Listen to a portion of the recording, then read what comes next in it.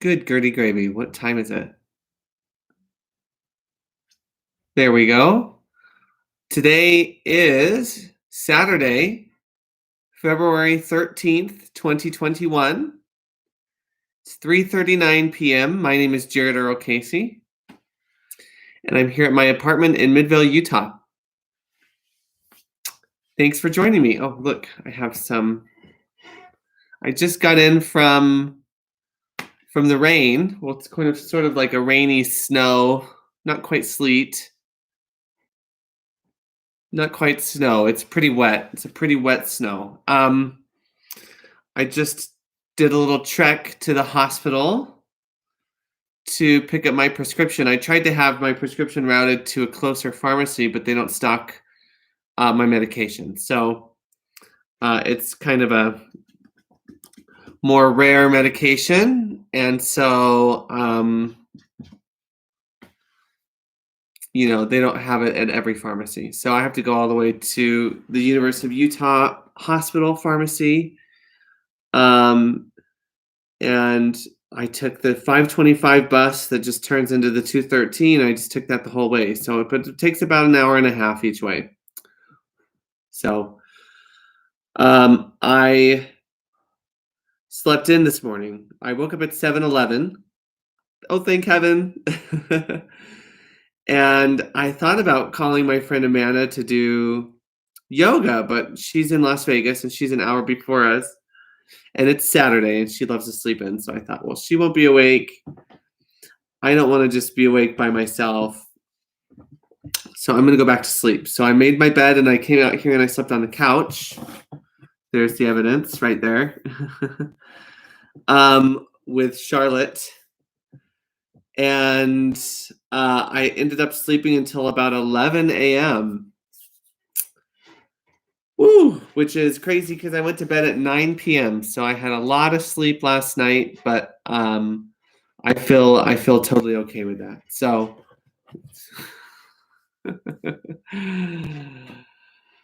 anyways, I woke up at 11. I made some breakfast, just some cereal. I was having cereal all day today. Took a bath. And then decided to go to the hospital. And then I just came back. So that's been my whole day. Last night I was watching Schitt's Creek, season 6, and I've been noticing. Oh, sorry. I've been noticing that when I watch things, I feel like I've watched them before. So season 6 came out last year, but I haven't seen it since it came out. I'm just watching it now for the first time, but every single episode I go, oh, I remember watching this. Oh, I remember watching this. I remember watching this. I'm remembering all of the episodes as they come, like I've watched them before, but that's impossible because I haven't watched them since they were released just last year. And I think it has to do with this awakening. So you know how I talked about the Book of Mormon being an awakening book or an awakening text? Well, another thing is from awakening, sometimes it'll feel like you've already done something. It's different than deja vu because it's more present. It's more all the time. But I feel like I'm having an awakening experience with a lot of I felt the same way in the hospital when I was reading books. So I was reading a book called The Bean Trees, and I started reading Under the Tuscan Sun. And with both of them, the same thing. As I was reading them, I'm like, oh, I've read this before. I've read this before, especially The Bean Trees. It's a book from the 1980s about a girl from Kentucky who decides to get the hell out of Kentucky and head west. And she ends up saddled with a little a little Native American girl that's not her own, and ends up moving to Tucson. And I'm like, I've read this book, I've read this book, I've read this book, but I've never read this book. I just remember, I kept remembering everything. And it's the same with Schitt's Creek season 6. I keep remembering everything as I'm watching it. And I think it's part of this awakening. And it made me question myself. I thought, why would I be remembering all this? It's obvious that I've already read that book and that I've already watched season 6 of Schitt's Creek. I don't know how it's happened. Time warp weirdness wise. And there's another thing from the hospital. This is going to sound crazy, but I'm going to tell you, because if anyone knows that I sound crazy all the time, it's whoever this one person is that watches this. That and my mom. While I was at the University of Utah University Neuropsychiatric Institute, on the 4th floor in the North Unit, or 4N, it was called, there was a room called the day room. And in the day room, they have art from the patients. And right when you walk in on the left, there were these 6 pieces of paper, and they immediately looked very familiar to me. I thought, I've seen these before. And they have a head, and then a torso, and then a lower half.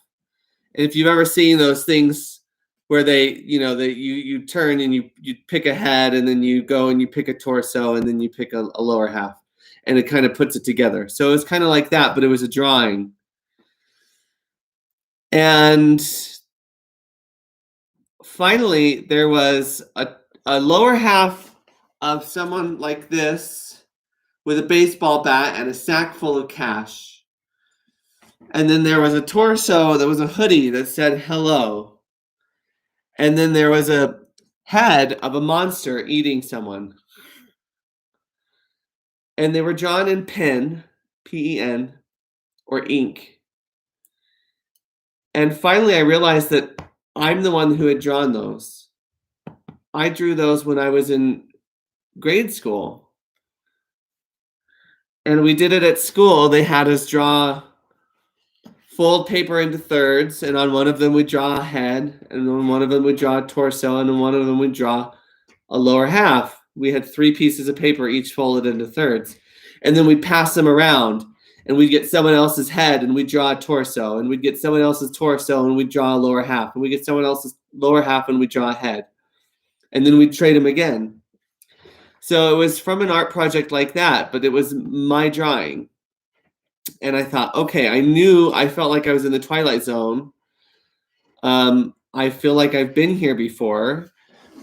And there's just one more piece of proof. It's kind of, I don't know if it's proof, if it's just there to see if I'll remember it or not, or if it's there to like rub it in my face or what. But I'm like, okay, I've been here before. I've read this book before. I've seen this season of this show before, but I've never been here. I've never read this book. I've never seen this season. And how would they have access to something that I drew in grade school? That's ridiculous. That's crazy. And if I were to just tell someone that, they'd go, oh, that's ridiculous. That's crazy. That's not possible. But there it is right there on the wall, something that I drew as a child. And I don't know what to do with all of that. I don't know why this is happening or how this all adds up. But I'm sure it has something to do with this awakening. And so last night, as I was watching Schitt's Creek, remembering the episode as it was happening, not just remembering it, but projecting into the future of the episode, going, oh, okay, this is what's going to happen next. And then that would happen next. Or going, oh, yeah, I remember seeing her in that outfit. I asked myself, why would I be, maybe I'm going back and I'm living this life again. Maybe I'm living this life again. And I thought, why would I live this life again? Why would I come back? Why would I go through the trouble of doing something once and then going back and then doing it again? Unless I wanted a different outcome or I wanted to make better choices. Or I guess unless I was already making great choices and there was already a great outcome and I just wanted to have that same great outcome. um, and somehow reap the benefits of doing it twice or get proof or something like that. But I think it's probably because to give me a second chance to do things more correctly. So I thought, okay, why would I be repeating this life? First of all, to make sure that I don't relapse, So I thought, okay, I can't relapse. I'm part of the no matter what club now. I cannot relapse. I'm back here for whatever reason. I've already done this and I'm back here and I'm doing it again. I can't relapse no matter what. And the second would be to not kill myself because whether I'd like to admit it or not, I have been having thoughts of suicide. Nothing serious, not making any plans or anything like that, but I've just been like, oh my God, maybe I should kill myself. So that's not obviously the goal. We don't want people to kill themselves. I don't want to kill myself. So to not kill myself, to not relapse. And I figure, okay, if I don't kill myself and I don't relapse, then that means that I'm gonna get a job. So I'd want to get a good job, pay my bills, do those sort of things. Say hi, Charlotte. She always looks so thrilled, doesn't she?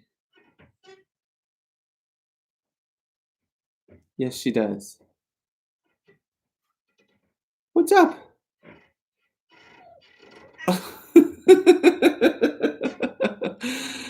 Oh my gosh. Not relapse, not kill myself, get a good job, make better choices.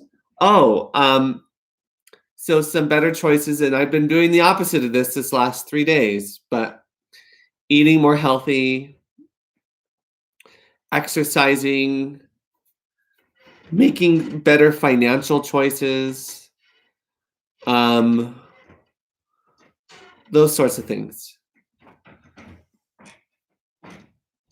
Keeping a cleaner apartment. Granted, my apartment isn't dirty or anything, but it could always be cleaner. I could certainly give it a thorough, deep clean here. Making amends. Yeah, making amends.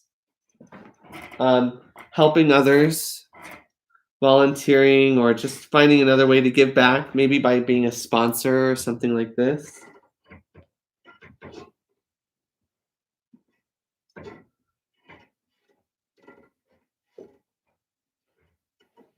So that's something I can do. So maybe that's why I'm here and I'm doing all of this again. Who knows? But it is strange. It's all very strange.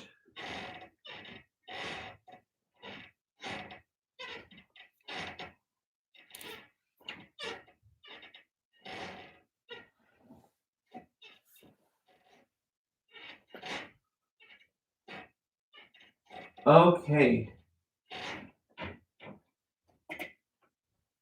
Sorry, I'm like picking little bits of kitty litter off of the carpet. She tracks kitty litter with her everywhere. It's so annoying. So, anyways, those are things that I'm going to be trying to do. Staying alive. Not taking my own life, not ending my own life. I would love to take my own life. I'd take it into my own hands. Own that shit. So not ending my own life. Not relapsing, because that's stupid. Drugs are what got me into this whole mess in the first place. And then just making better choices, making more loving, more intentional choices. Taking my time, breathing.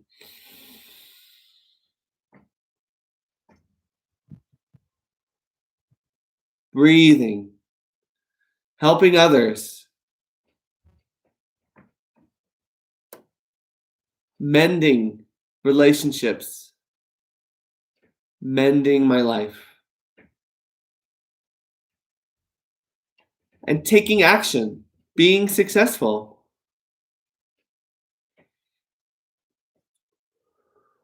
Being proactive. Being myself.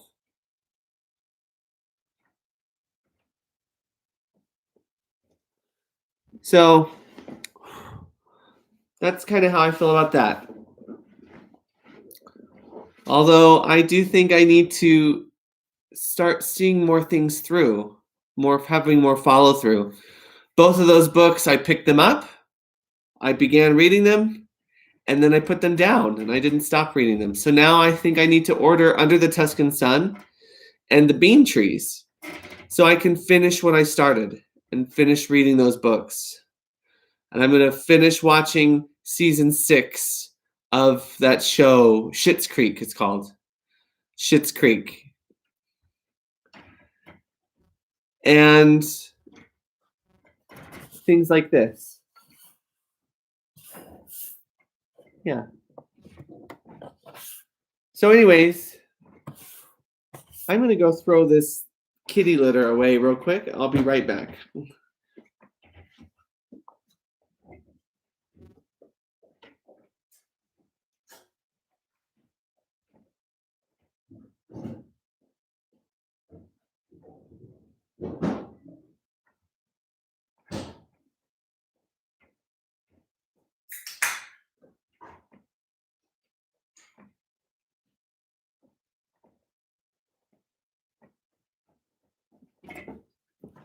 Okay.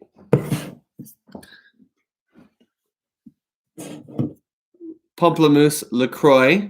LaCroix, boys!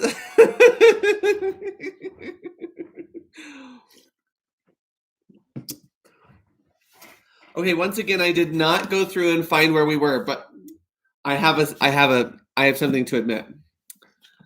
I'll admit, I have a copy of this at my parents' house, and that one still has the bookmark in it. So I'm gonna go up there tonight and oh, I have a phone call. Hi. Hello. Mom? Yeah. Oh.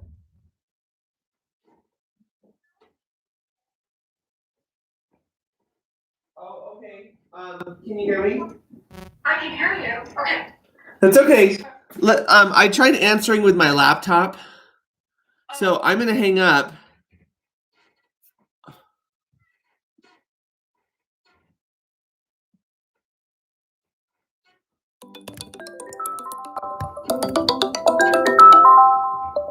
Okay, I'm calling my mom. Hi. Oh, What'd you say? is this your phone now that you answered? Yeah, this is my phone. Okay. Yeah. You're gonna need your laptop. So, Okay. super nice Mike Bingham guy called me back. Oh, did he really? He did. And so he explained it, so it's a little tricky. So he said, don't worry about Atmos at Mindless. He goes, your tickets are actually under Mary Atmos at Gmail. He goes, if your account is not set up for that, then you just need to sign up for a new account. Oh, okay. So I think I need your help with that. You know what? I just realized. Just stay here with me, okay? Okay. I'm gonna try it one more time because I think at one point I got to where it said, do you want to create a new account? And I can't seem to get to that. Sign up right there. Oh my God, I just found it. Okay. So I was having trouble finding it. So Mary@Miss@Gmail. So if you just hang in there with me, because I'm feeling quite alone right now. Are you signing up for it right now? Yeah. First, the problem was I couldn't figure out how to sign up for it. But what he said was, And it says your all access pass on the side. well, no, it's just create a Ticketmaster account. So I went in to the sign in, forgot password. We didn't find you. And then I finally found the little highlighted thing that said sign up. So I went to sign up, and now I'm at create a Ticketmaster account. And it just went ahead and put in the email address, Mary@Miss. And then it asks you for a password, first name, last name, country, and zip code? It's asking me to create a password. Well, right. Right. And then also, does it have first name, last name, and then zip code? Yeah. Yeah, okay. What, do you want to do it for me? Well, I was already starting to do it. Okay, you do it for me. Is it? Yeah. Yep. No, go ahead. You do it for me. Okay. I am unhappy. I'm typing in your phone number right now. Okay. So it's sending you a code. So yeah, what? Yep. It is 209726.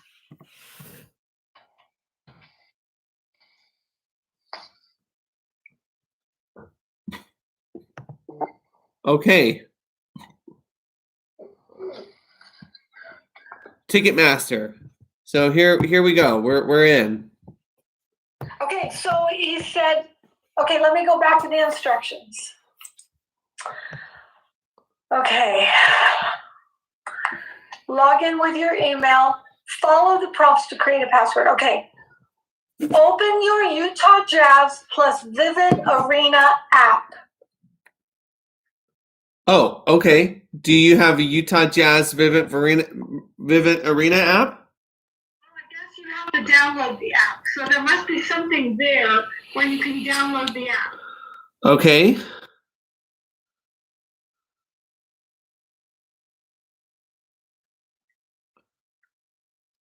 Okay, I'm downloading the app now.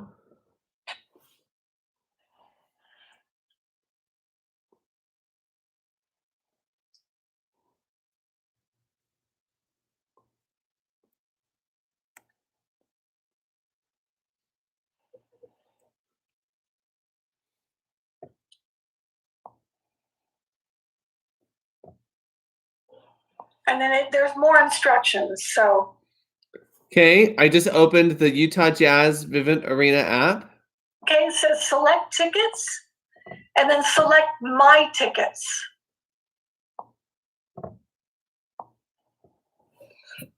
Okay, registration successful. And then it says select Utah Jazz account and log in using your email and the password you set up.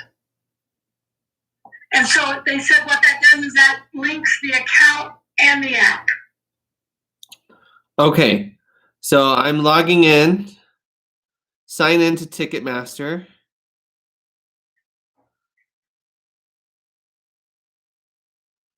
Okay.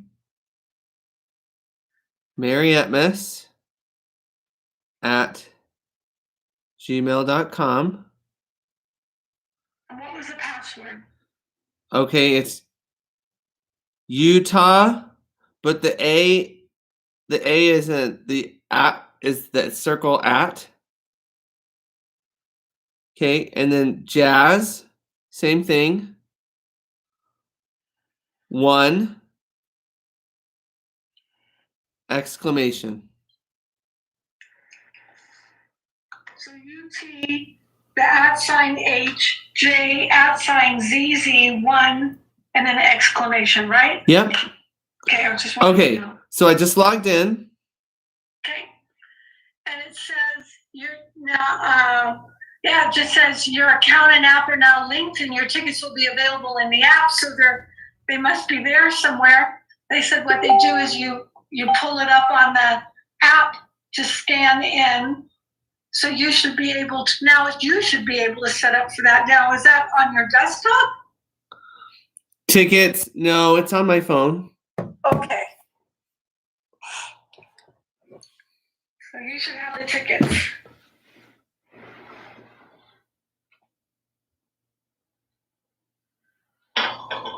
My tickets. How many? I said my tickets. Yeah. Okay.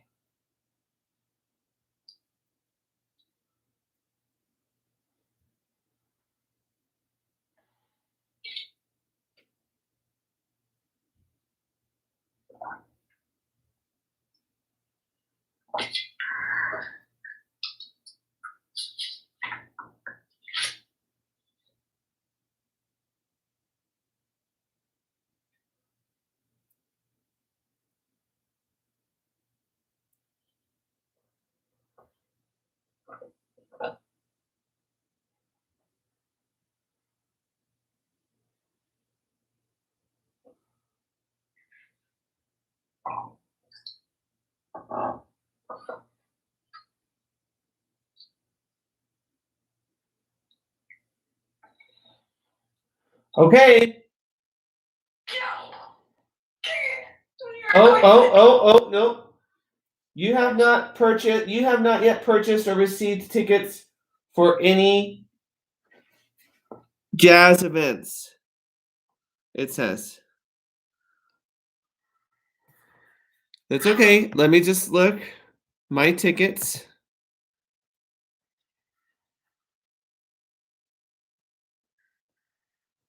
Yep, same thing. So on the computer, it says same thing. It says no upcoming events. So if you want to let him know, say, hey, I went on, I signed up under Marietmus. I downloaded the app and logged in. There's still no tickets showing. Okay, I'll call him. He said to call him.